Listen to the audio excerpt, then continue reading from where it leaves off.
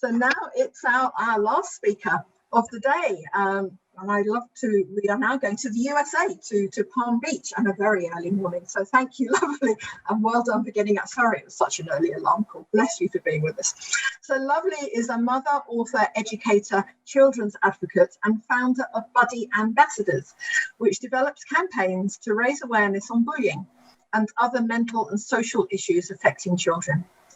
Through her books and campaigns, she champions for the rights of children all over the world and provides both adults and children the tools that they need to live their best lives. She has written 6 children's books, including her award-winning book, Be a Buddy, Not a Bully, and an autobiography, A Girl Like Me, about her amazing world travels. In 2015, she was awarded the International Athena Young Professional Leadership Award. This award honours women who have excelled in their professional endeavours, shown a commitment to the community, and have fostered a culture or shown leadership that has resulted in promoting women in leadership roles. So welcome, Lovely, and how wonderful to have you with us. And the floor is yours. Yes. Good morning, everybody. A special good morning to you. It's a morning time over here. I know it's afternoon over in your part of the world, but it's very early. And I have to first apologize a little bit because I may cough a little bit here and there. I got tested positive for the COVID. So the past few days have been a little bit tough.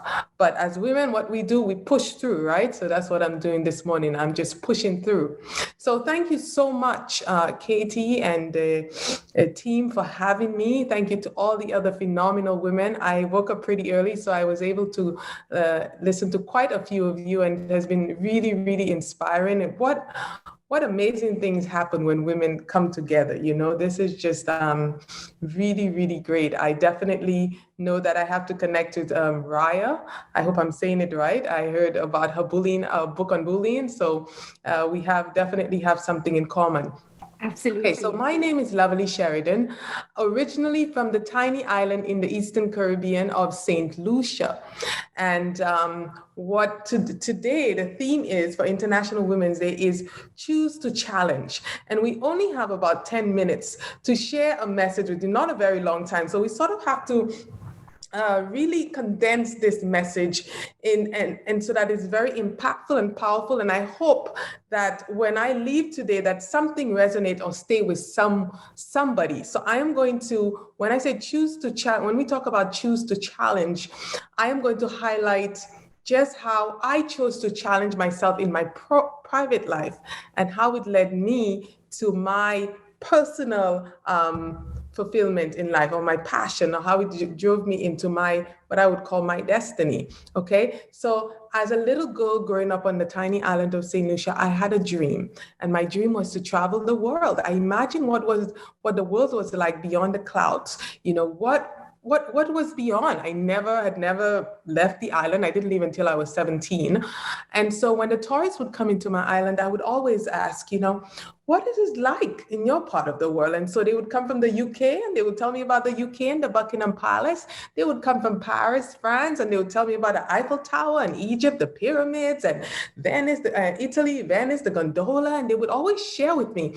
And I remember just sitting there and just imagining and just like, wow, what it would be like. I imagine myself in that in front of the Eiffel Tower. I imagine myself in front of Buckingham Palace. I started to really have a dream for my life. I started to dream. And also I always like to play teacher. So I would sit with the other kids under the tree and I would start telling them about these far-flung places and start imagining myself there. And I think for a lot of, you know, my friends I still have a lot of my childhood friends who remind me of my vivid imagination back then.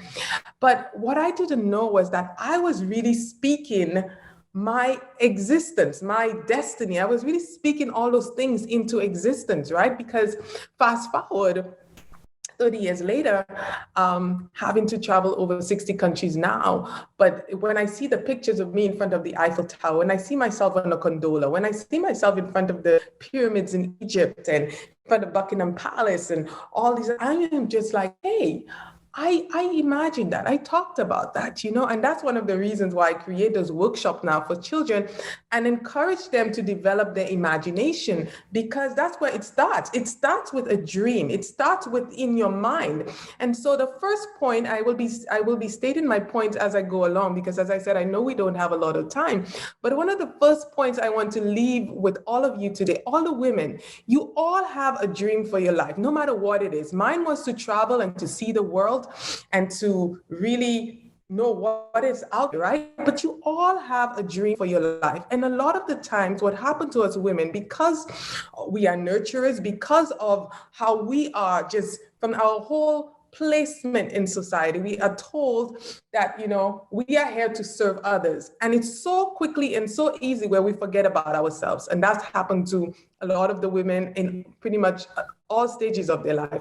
And so I want you today to challenge you to remember that dream for yourself as a child. What was your dream for your life? What stories were you telling yourself and others about what you want to do and what you want to achieve, whatever it is?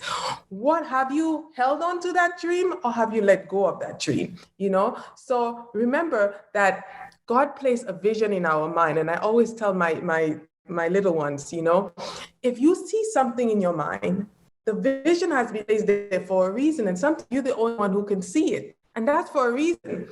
There might have other people who probably you never see that. Sometimes you articulate your dream or your vision to someone, and they look at you like you're crazy. And there's a reason for that, because the vision was given to you.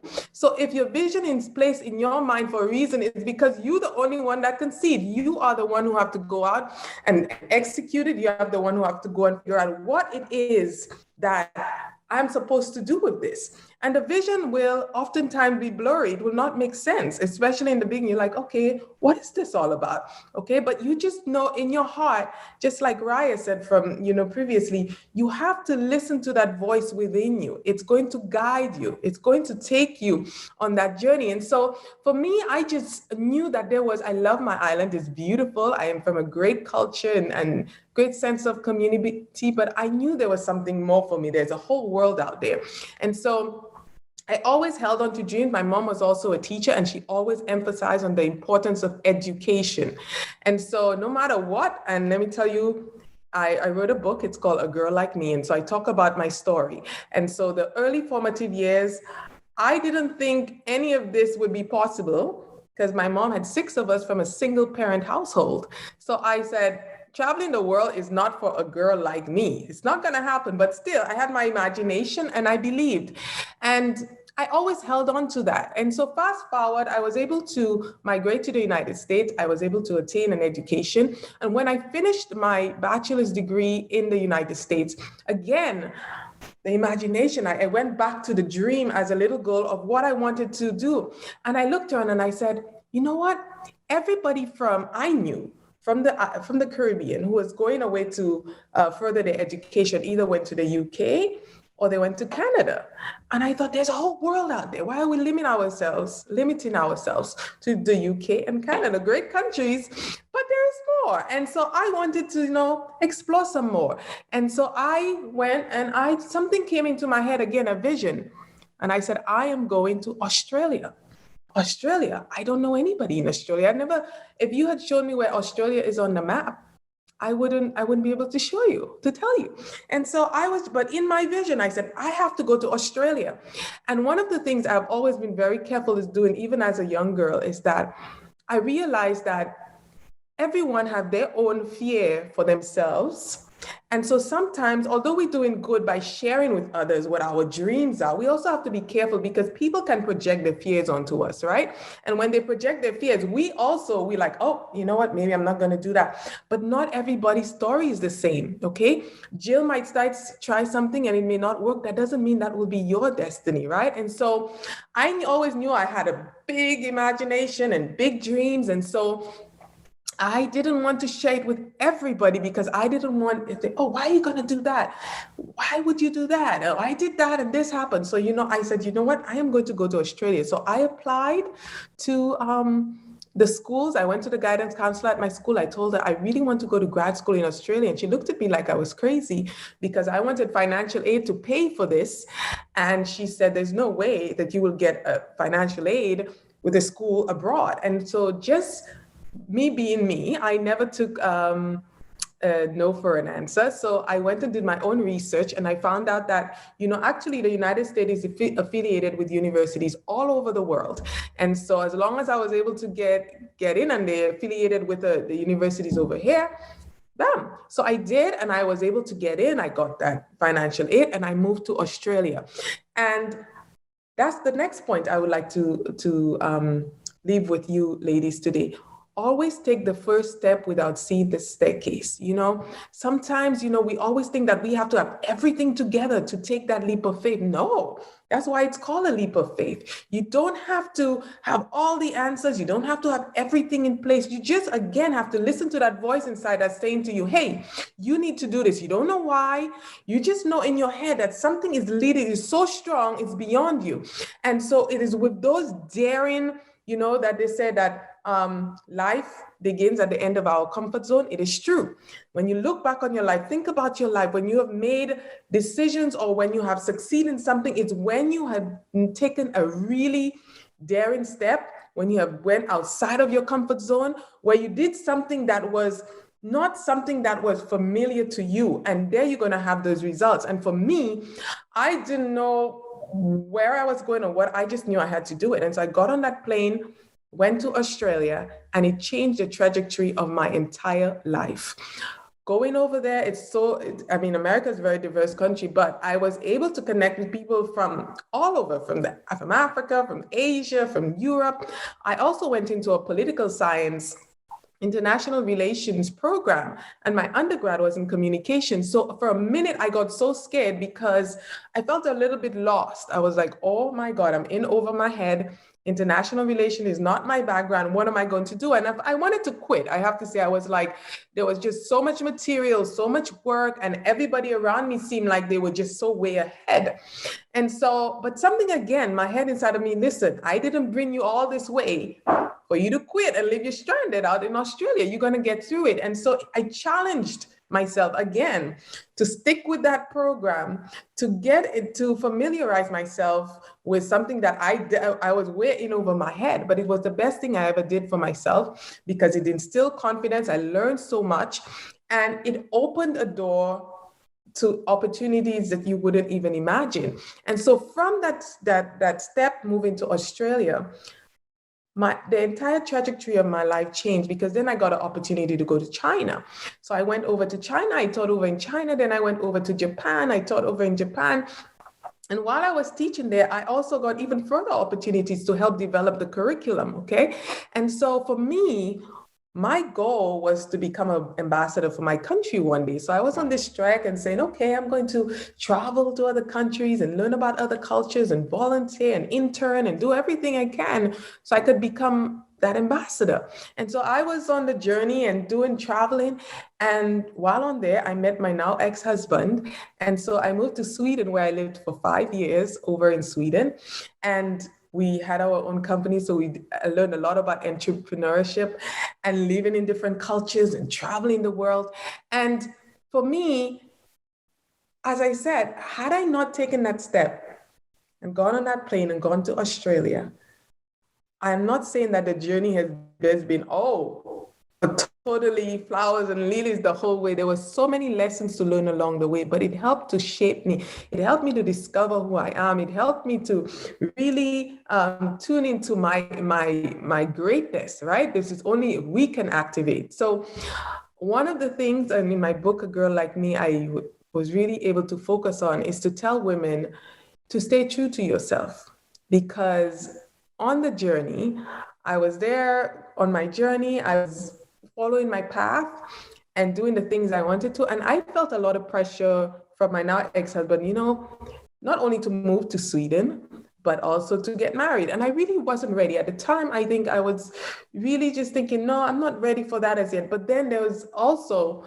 that other voice in my head saying, you know what, you're 28, you probably being selfish, you've already traveled, you've already attained, maybe you should. And I went against the voice in my head that I was saying, you know what, you're on your path, you're not there yet, you still have ways to go, you're not ready. I went against that voice. And so I went over and I moved to Sweden. And Of course, it's a wonderful place. It's a great experience. But again, I learned a lot from that experience because I went against that voice in myself. And when you go over and you give up your independence and you give up so much, there's a price to pay for that. So I read a little bit more about that in the book. But anyway, after 5 years, I got a divorce and I moved back to the United States. And I'm trying to figure out now, what would I be doing with my life? What will I do? What's now for me? We all go through those moments, ladies, where we are going to feel lost. We are going to feel like even if we are strong and powerful and independent and going, there are times where we feel like, oh my God, what am I supposed to do now? And I know you've all been in that place in your life. I know when the lovely lady from Kenya was talking about losing everything and having to start over. And that's what life is about, constantly having to reinvent yourself, having to start over, having to learn, having to grow. It's continuous. But no matter what, you got to just keep going forward and just keep being in touch with yourself. And so for me, I started to go back to that little girl in my head of thinking, what is it that I love to do? What made me happy? I started to tune into that voice I had shut out, And so for me, I started doing charity work, which I always enjoy. Service. I love doing service.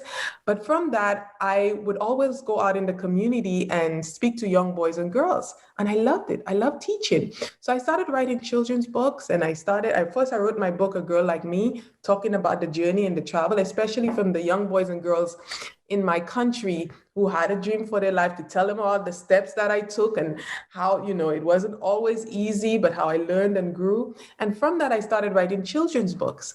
And from writing and going out there and creating campaigns to raise awareness on issues I was passionate about, I wrote a book called Be a Buddy, Not a Bully, because I was really concerned about, all the bullying happening, not in schools, and I taught all over. So I really thought, what, I'm going to be the change I wish to see and create a program for change. And so I focused on the buddy. I said, you know what? We're always focusing on the bully, on the bully. And when I think of children, I think there are no bad children. There are children making bad choices. And so if we could empower them, to go to the root of the problem and try to figure out why is it that they are acting up? Why are they making those choices? And also, if they have great examples of what it means to be a buddy, maybe we can create that shift that we want, And so I wrote the story and I created this campaign, including with a buddy bench, which we place in schools. And with that, it really just took off. And lots of partnerships and a lot of people came on board. And it really helped me really birth my purpose. So I just want to say to you today that you're not always going to have the answers, for everything. You're not going to have the answers for everything that you're going to do. Sometimes the vision is going to be blurry. Sometimes you're going to get off course. Sometimes you're going to feel completely lost. But what is really rewarding is when you really stay true to yourself and listen to that voice inside of you and really take that step without seeing the staircase. It's like you really find yourself on a path and it opens up the door. The universe opens up to show you so much when you are willing to take that step. One of the things that I do a lot of work with small groups of teenage young girls and also women. And I wrote something which I'm going to live with you today. I always remind them of, and they love it. Everybody wants to be successful. Everybody wants to tap into their greatness, and they sometimes don't understand the price that comes with, right? Or what it entails, because we see all the women there, but we all have a story. And a lot of it is really breaking down some serious barriers, right? And so I said to them, just a few points for success. If you are truly, really wanting success and really tapping into your greatest self, here's a few things to consider. If you don't want to be talked about, you are not ready for success. If you don't want to face rejection, you are not ready for success. If you don't want to fail and make mistakes, you are not ready for success. If you don't like stepping outside of your comfort zone, you are not ready for success. If you don't want to face your fears, you are not ready for success. If you don't like your own company, you are not ready for success. If you always want to be liked, you are not ready for success. If you are not willing to take risks, you are not ready for success. If you crumble in the face of adversity and criticism, you are not ready for success. If you don't want to be ridiculed or told you're crazy, you are not ready for success. If you are afraid to walk the road alone, you are not ready for success. If you are willing to face all of the above head on, be your authentic self, and keep working on yourself every single day, you are ready for success. So today I want to encourage you to press on, to challenge yourself. The greatest work that you will ever do is on yourself. It's not about other people. It's not about other women. It's not, the deadly comparison, it's what destroys us. It's about yourself. So I challenge you to challenge yourself and to embrace the vision in your head that you can see, and only you can see it for a reason, because it's going to lead to so much that you will never be on your wildest imagination. I know, because look, it happened for a girl like me. Thank you. Oh, lovely. Thank you. What a way to end the talks this morning. I mean, how incredible.